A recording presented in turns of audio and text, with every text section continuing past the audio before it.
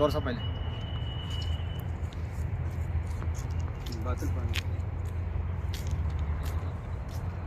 ಸ್ನೇಹಿತರೆ ನಮಸ್ಕಾರ. ಈಗ ನೀವು ಇಲ್ಲಿ ನೋಡ್ತಾ ಇದ್ದೀರಾ, ಇದು ಮೋಸ್ಟ್ಲಿ ಅಮೇರಿಕನ್ ಸ್ನ್ಯಾಕ್ಸ್ ಅಂತ ಇದ್ರಿದೆ. ಇದ್ರ ಮೇಲೆ ಗೋಸ್ಟ್ ಟಾಯ್ಸ್ ಅಂತೇಳಿ ಇದು ಮಾಡಿದ್ದಾರೆ.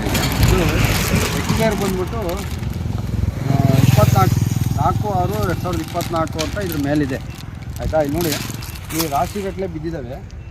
ದಯವಿಟ್ಟು ನಾನು ಏನಪ್ಪ ಒಂದು ಮನವಿ ಮಾಡ್ಕೊಳ್ಳೋದು ಅಂತಂದರೆ, ಈ ಮಕ್ಕಳಿಗೆ ಜಾಸ್ತಿ ಈ ಥರ ಕುರ್ಕುರೆ ತಿನ್ನೋದು ಜಾಸ್ತಿ ಮಕ್ಕಳು. ಈಗ ಆಲ್ರೆಡಿ ಸೋಷಿಯಲ್ ಮೀಡಿಯಾದಲ್ಲಿ ಭಾಳ ನೀವು ನೋಡಿದ್ದೀರಾ. ಏನಪ್ಪ ಅಂತಂದರೆ ಏನೋ ಇದರಲ್ಲಿ ಮಕ್ಕಳು ತಿಂದು ಸೋಷಿಯಲ್ ಮೀಡಿಯಾದಲ್ಲಿ ಇನ್ಸ್ಟಾಗ್ರಾಮ್ದಲ್ಲೆಲ್ಲ ವೈರಲ್ ಆಗಿರೋದು ಸಮೇತ ನೀವು ನೋಡಿದ್ದೀರಾ ಈಗ. ಹಾಗಾಗಿ ನಾನು ಮನವಿ ಮಾಡ್ಕೊಳ್ಳೋದು ಒಂದೇ, ಈ ಥರದವೆಲ್ಲ ಸ್ನ್ಯಾಕ್ಸ್ ಎಲ್ಲ ಮಕ್ಳಿಗೆ ಕೊಡೋಕೆ ಹೋಗ್ಬಿಡಿ. ಇದು ಯಾಕೆ ಎಸ್ತಿದ್ದೀರೋ ಗೊತ್ತಿಲ್ಲ. ಇಲ್ಲಿ ಏನಪ್ಪ ಅಂದರೆ ಬುಕ್ಕಬಣ್ಣ ರೋಡು ಈ ಹೈವೇ ಪಕ್ಕ ಇಲ್ಲಿ ಹೋಗ್ತಾ ಇದ್ವಿ, ಇದು ಇಲ್ಲಿ ಬಿದ್ದಿದೆ. ಇದನ್ನು ನೀವು ದಯವಿಟ್ಟು ಈ ಥರದವೆಲ್ಲ ಮಾರ್ಕೆಟಲ್ಲಿ ತುಂಬಾ ಸಿಗ್ತಾ ಇದ್ದಾವೆ.